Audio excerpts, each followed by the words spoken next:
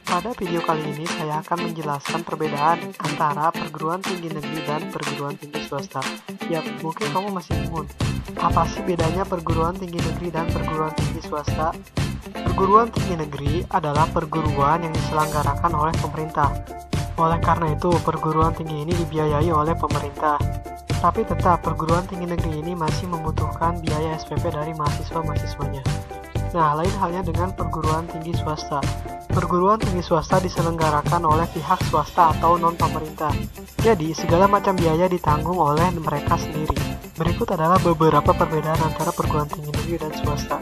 Yang pertama adalah biaya. Banyak orang beranggapan bahwa universitas negeri itu murah dan swasta itu mahal. Padahal hal ini tidak 100% benar. Karena biaya kuliah sebenarnya dipengaruhi oleh 3 hal.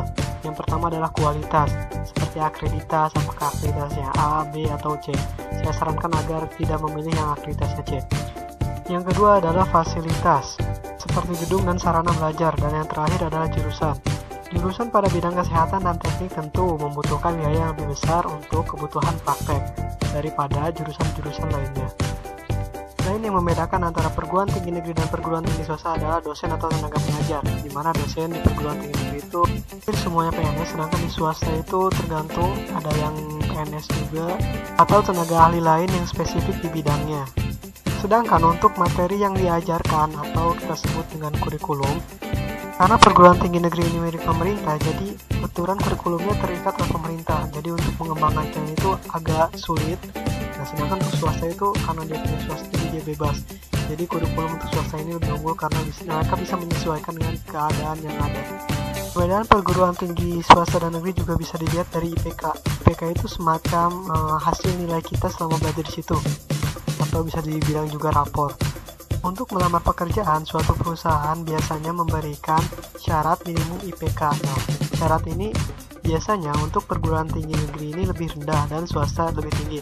Misal syarat untuk mengisi pekerjaan dengan minimal IPK 3,0 untuk perguruan tinggi negeri dan 3,5 untuk perguruan swasta. Lumayan jauh kan rentannya. Nah, hal ini diakibatkan karena para perusahaan ini lebih percaya terhadap perguruan tinggi negeri. Perbedaan lainnya adalah jumlah beasiswa yang tersedia. Biasanya, jumlah beasiswa yang tersedia di perguruan tinggi ini jauh lebih banyak dibandingkan dengan perguruan tinggi swasta. Namun jangan khawatir, karena perguruan tinggi swasta juga memberikan beasiswa kepada mahasiswanya yang berprestasi. Ya, meskipun jumlahnya sangat terbatas. Demikian beberapa perbedaan antara perguruan tinggi negeri dan perguruan tinggi swasta. Satu hal yang harus kita sadari, bahwa perguruan tinggi bukanlah hal yang menentukan kesuksesan kita. Yang menentukan kesuksesan adalah diri kita sendiri. Kamu punya universitas impian kan? Nah, silakan tulis universitas tujuan kamu di kolom komentar, dan saya akan doakan.